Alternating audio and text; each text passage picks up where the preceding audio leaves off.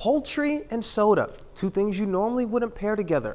But don't worry, Howard shows us how to make root beer chicken in the Mr. Food Test Kitchen. When it comes to flavors that shout summer, it's easy to think about lemon or strawberry. But to me, root beer is near the top of my list.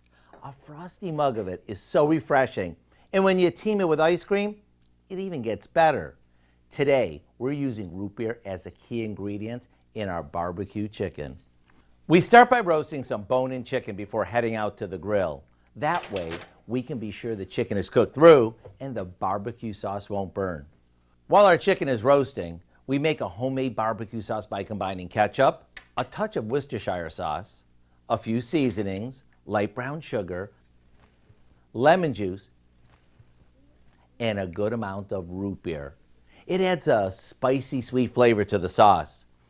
Once our chicken is cooked through and our sauce has simmered for a bit, we slather the sauce over our cooked chicken and head out to the grill to finish things off.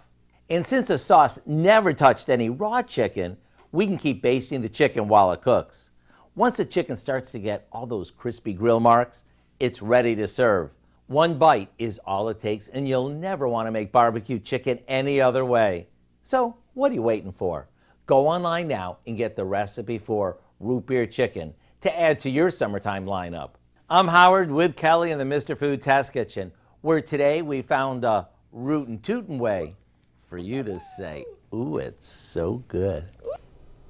Well, if you're interested in making the root beer chicken, you can find that recipe along with a lot more good food from the Mr. Food Test Kitchen online. Just go to our website at KOAMnewsnow.com.